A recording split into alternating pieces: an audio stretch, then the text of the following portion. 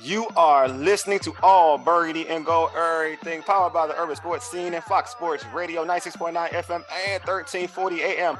Hopewell, Virginia. Your host star, Wole, that's myself, Mo, Glen, and Ray. We also have Sports Journey's Washington Commanders reporter, Lake Lewis Jr., and he brought a friend, former, Washington Redskins? Can I say Redskins? Can I say Redskins? All right, former Washington Redskins back, Rock Cartwright. What is good, fellas? What's going on, fellas? What's up, boys? How y'all doing, man? Doing well, man. Doing well. We good. Glad to have y'all tonight. I wanted to say running back. You was fullback and running back, so I had to say back. So I had to, I had to say back. So what's going on with y'all, man? We just out chopping it up. Training camp started today, and I apologize, fellas, but I don't apologize because I got a chance to bring Rock on. I understand, but yeah, we're out here chopping it up. Not too far from the facility. Cool, man. Cool. It's hot out there, though, right? It actually feels great right now. Actually pretty good right now. Got a little breeze. We enjoying it. Good night. Good evening. So we could usually get to particular, but Rock, I want to ask you this question. Being, like an alumni of the squad, like how is the vibe? New owner, like the energy now. Like, okay, like this is like, is it back to how you saw things, or is it like even different from that? When you get something new, what happens? You like super. Oh yeah, exactly. So got a new owner. We got a whole entirely new group in. So I think things are headed in the right direction. So I'm looking forward to seeing what they're going to do. So all right. So going into y'all day one at camp, like, so what has caught your eye so far down there? Well, I mean, for me, it's Sam Howell, his continued maturation at quarterback spot. And, he didn't have a lot of bad throws today, hardly any ever. I mean, he looked really good. He looked comfortable in the pocket. I tweeted out that he looked poised back there. He's making great reads, quick decisions. And then, of course, there are some fans out there that were like, well, if he's comfortable back there, the defense isn't doing anything. That's not what I meant was, when a guy gets to the, out the huddle, how does he break the huddle? How does he get guys on the line of scrimmage? How does he, tell guys where to go? You could see that he's doing all of the above. And it goes back to him playing in that pro set when he was at North Carolina. You could see that this isn't something that is phasing him. And he actually told us after practice in his press conference that, there's a lot of concepts that Eric Bieniemy, as far as RPO, stuff like that he's bringing to Kansas City, that they had the exact same concepts and principles under Mac Brown in North Carolina. So you can see why he's comfortable. Yeah. Ray, you want to handle this? Sorry, we got a plane going over. Oh, you're cool. My bad. I need to jump in.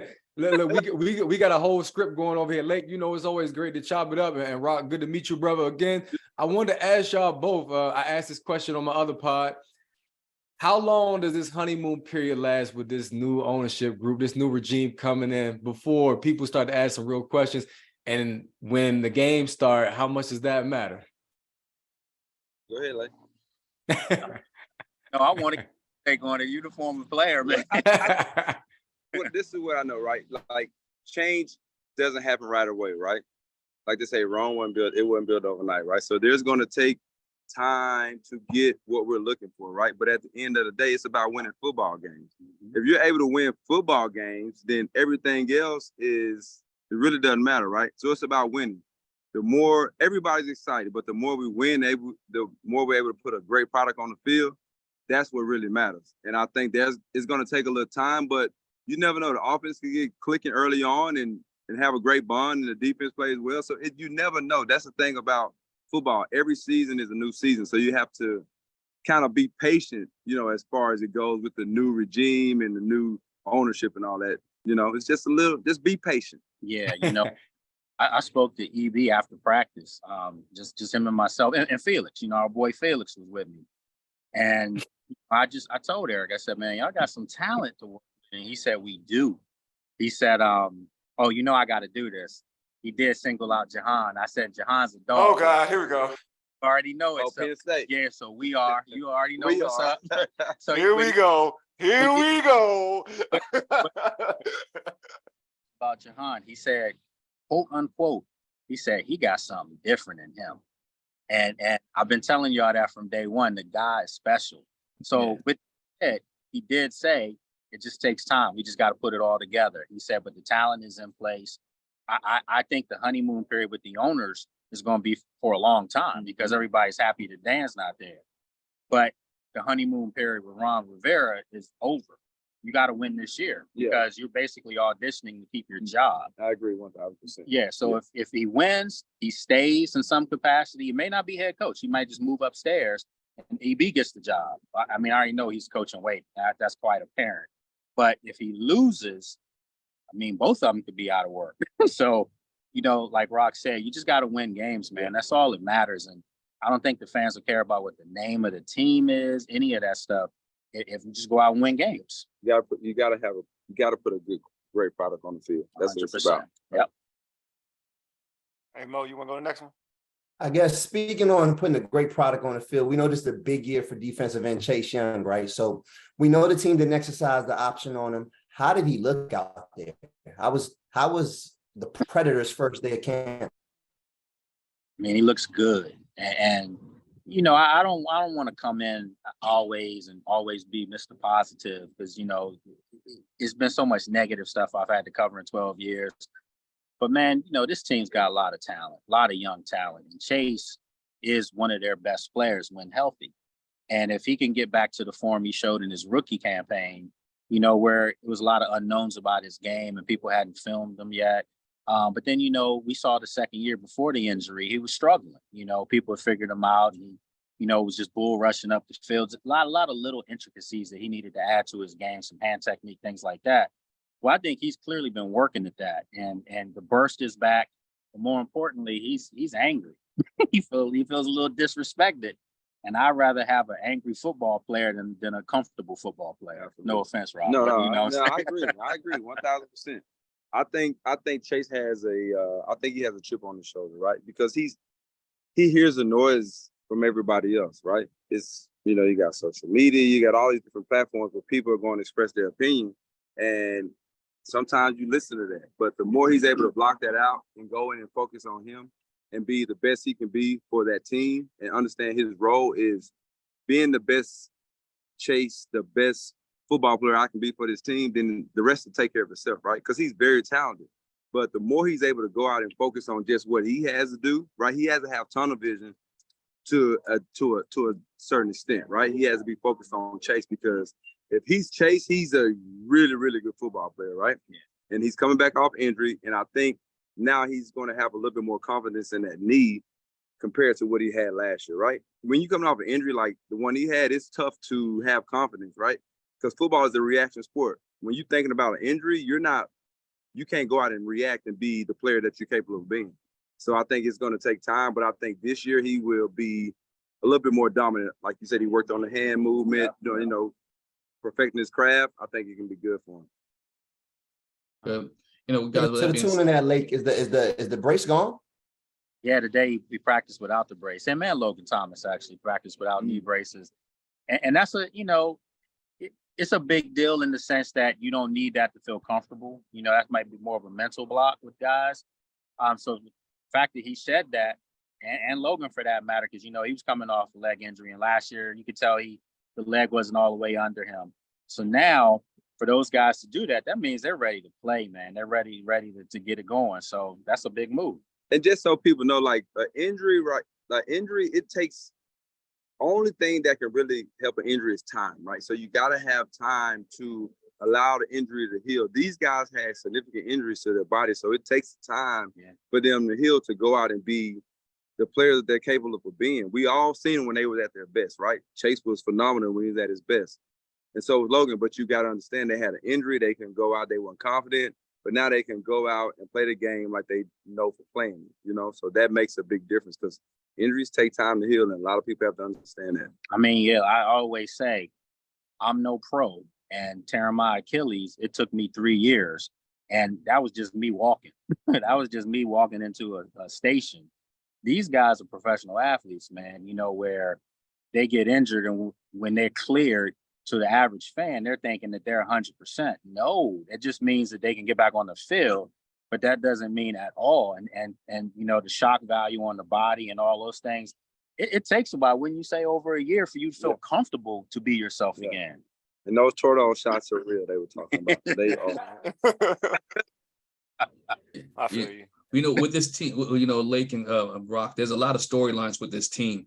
What do you think is the main camp storyline for the Washington Commanders? For me, I'll say the quarterback position. We agree. The quarterback position, right? The quarterback is kind of like, he's like the end all be all, right? You got to have somebody that's back there that can be poised, be efficient, manage games. They have a lot of responsibilities. That's why they make all the money, right? Mm-hmm. So for us, that's the question, right? Can he do it? Can he adapt to the new offense that Eric Bieniemy has? The terminology, all those different things. Those are like vital parts of the offense. Understanding the concept, what's supposed to happen, understanding protection, right? You have to understand those things. So for him as a young guy, but he did play in a pro style offense, so he's able to understand protection, where his hot reads going, where the blitz is coming from. So those are big things that he has to pick up on. That's going to make him the player he needs to be for us at that position. Y'all know y'all talking to a coach here, right? So yes, yeah. Love the language. Love the language. Yeah, exactly. So 100% what Rock said. I mean, again, to see the decision making and how fast he's making reads at that age and with that lack of its game experience, it does go to show you that he comes from a pro system in college. And Mac Brown's produced some quarterbacks. I mean, hell, Colt McCoy, when he was at Texas, was a Heisman Trophy runner-up. Is he still playing? Yeah, he's still playing. He's going to be the starting quarterback against this team on Sunday, opening day against the Cardinals. Okay. So, yeah, man, you know, just to see what Sam's doing, I was really impressed. And he said all the right things in the press conference. He said he knows his Madden rating and all that's not good. He said he's got to go out and earn it and make them give him a high grade. Right, yeah. He said, but he doesn't want anything handed to him. He wants to earn it. So he's the quarterback for this team this year. There's no doubt about it. You know, one more question to add to that. We last week we talked about Sam Howell and De'Ami Brown. Did they hook up a lot today in practice? Did you see the connection between those two today in practice? And did De'Ami get a lot of burn? He was out there. I mean, he had, ironically, his best catch was an intermediate route. So we already know De'Ami's a go route guy. That's what he did in college in North Carolina. But they're using him in different ways, and not just him, but just in general, everybody got a chance to catch the ball today. Everybody. I mean, there was a couple balls to Pringle, who was just signed. So that's another thing about Sam Howell. He's spreading the wealth. He's not force feeding to one person. Absolutely. I mean, he was throwing to Gibson out the backfield. Brian Robinson had a nice over the head catch out the backfield, you know, so underneath Cole Turner, John Bates. I mean, and of course the receivers, quiet as kept was Jahan. I'm just saying it, you know, he probably had a quiet day today. He'll eat tomorrow, I'm sure, but I'm just letting y'all know. Don't forget that we are. I was waiting for that. I was waiting for the slogan. I was waiting for it, bro. I was waiting for it too. It was coming. He done set it up for the last 10 minutes.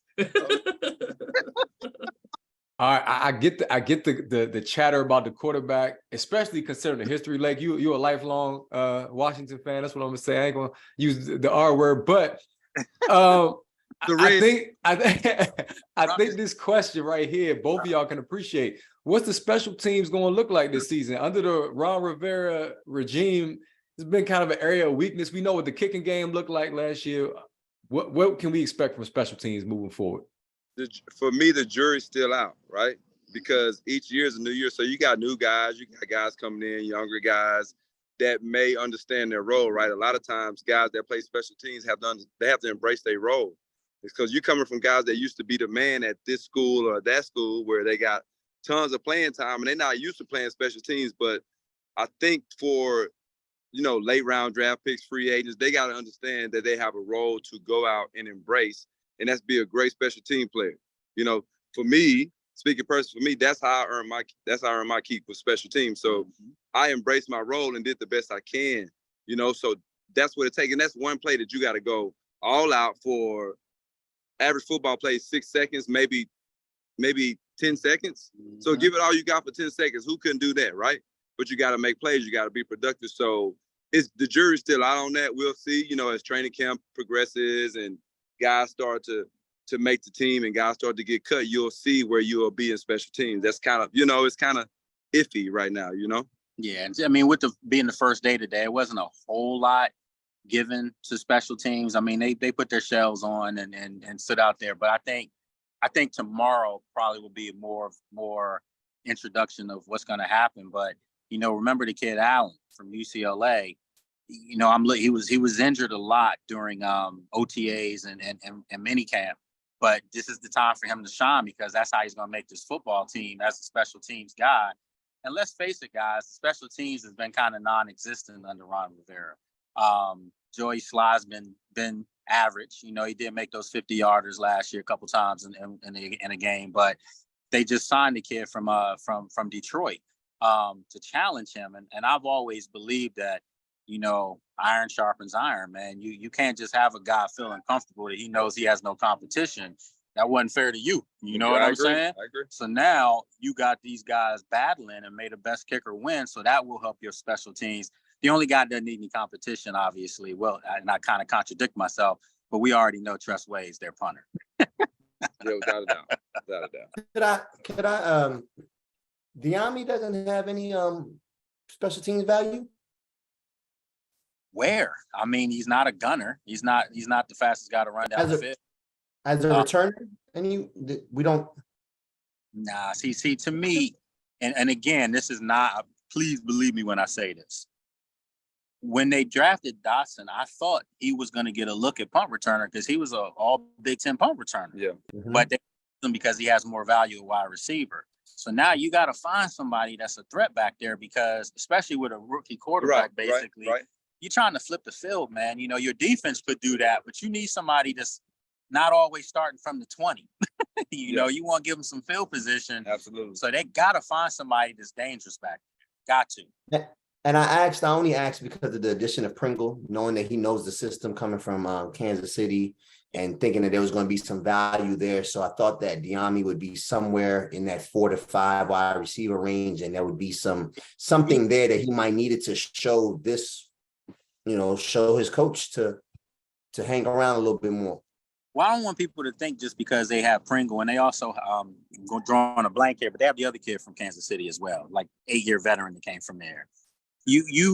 Those guys are, I'm not saying they don't have a chance to obviously make the team because Pringle clearly does because he knows the system. Exactly. But a lot of times those guys are brought in to show the other guys how things are done in the system, how to run the right routes and things like that. I was just joking about that this morning. He's only there to show Terry what to do. Yeah, well, I wouldn't say Terry now, but I mean, it could be the 3rd, 4th, and 5th receivers. Yeah. Terry's Terry. Terry gonna he gonna be all right. Right. For sure. So, and then you got Curtis Samuel, you have Dotson. So you have 3 guys that are legit. I'm just saying, maybe they can sprinkle some things into their game that they didn't know because this is a new system for them. And then if they can play up to their potential, maybe a Pringle doesn't even make this roster. So I just don't want people to think because he played for Eric Bieniemy automatically is going to be on the roster. We've seen too much of that over the past several years where guys came in from Carolina, probably shouldn't have been here. So, I don't knock pros because they're doing something that I can't do. But yeah, man, we've seen that a lot. Fair enough. Just saying. So, I got a question on Twitter for you. Came from my man, Cam Mingo, said, should we be more concerned about the offensive line group than the quarterback, Sam Howell? No, because I think they go hand in hand. And for me, that offensive line last year looked bad because I think the play calling was bad under Scott Turner. And I think he put them in bad positions, bad situations. This offense this year is about space, man. And you need guys that are versatile, that can move, that can pull, that can pass block, move into one side of the field, things like that. And I'm seeing that. So, people have been getting on Charles Leno real bad, but if you go back and look at the numbers and stuff, he actually didn't play that bad last year. Again, I don't knock pros because this is something that I've never done, nor have I coached at the pro level. But I just know I saw a bad offensive coordinator last year. Well, look, when you pay attention to football, you understand the game, then you're going to know what's being called, what's ran efficient, what's not ran efficient. So for you, you've seen it, so you've seen that.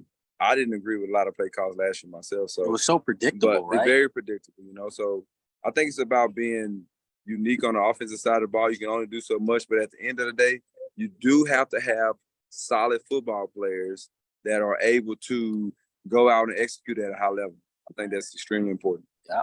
I'll say for you, Scott Turner's trash. Trash. Trash. Hey man, I know I don't like. I know I said he like the candy man. I don't like say his name like 3-4 times and stuff. But shoot trash. Knew it was coming. At least you ain't got to say his name much this year, man. You don't have to say it much anymore after this week. I know man players they call better players than him. He's trash. I give Scott a little credit, man. He was actually one of the first coaches from this regime to really follow me on social media and see stuff I said. And then Ron, he did. And then Ron, and Wole, you know, man, I'm not in this to bash people, man. That's you're not. I know. You're a nice guy. You're a nice guy. You're a nice guy. In that press box, times I was like, "What are you doing? Like this was bad." To me was the 2nd and 1 against Cleveland, and you threw a bomb that was incomplete. 3rd and 1, you ran a toss sweep to Brian Robinson to the side of Jadeveon Clowney, and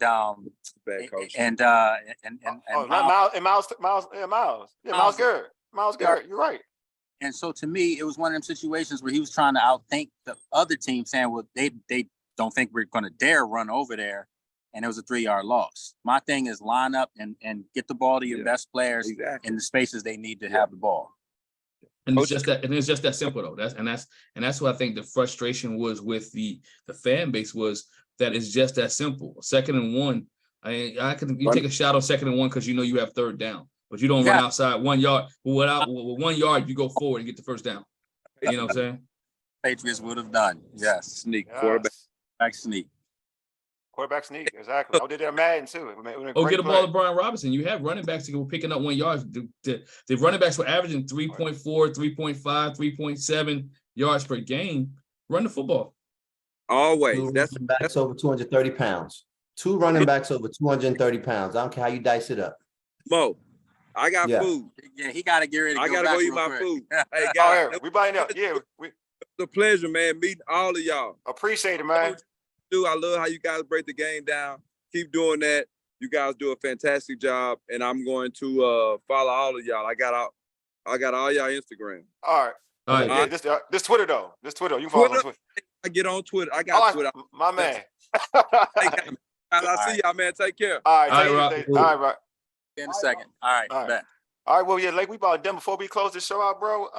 Let our listeners know how to catch you on social, bro, and what you got popping. So we can have something up here in Ashburn on Saturday after practice. Okay. Y'all like that after practice? Right? After practice, I saw what you did there. I saw what you did there. Yeah.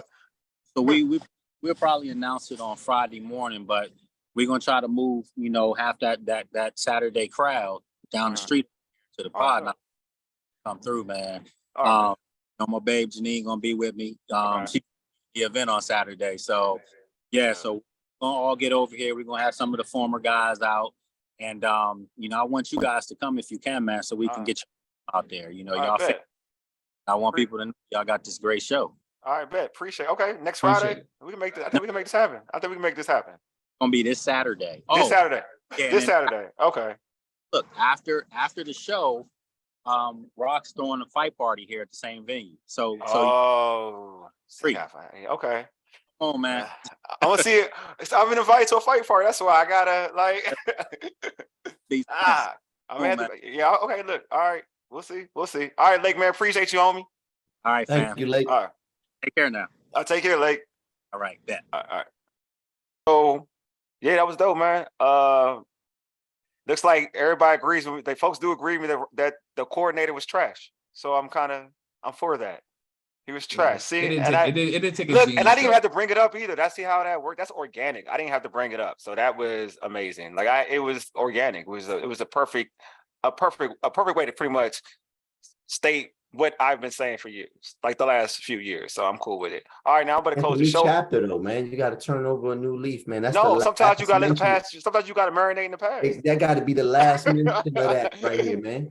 Sometimes you got to marinate in the past, bro. Sometimes Hey, you just got to do it. I say this.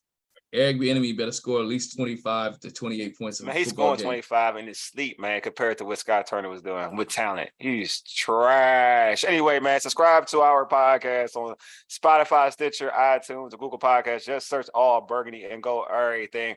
Also, tweet us at ABG_Errrything. Hit us up on IG at ABG_Errrything. And like our All Burgundy and Go Errrything Facebook page. Do not forget to subscribe to our All Burgundy and Go Errrything YouTube channel as well. Appreciate the fellas for being on. We got a full roster. This is cool. Appreciate Rock. Appreciate Lake. Man, this has been a dope show. Anyway, you've been listening to All Burgundy and Go Errrything, powered by the Urban Sports Scene and Fox Sports Radio, 96.9 FM and 1340 AM. Hopewell, Virginia, for ages. You dig? Deuces. A mega. Lead us out, big homie.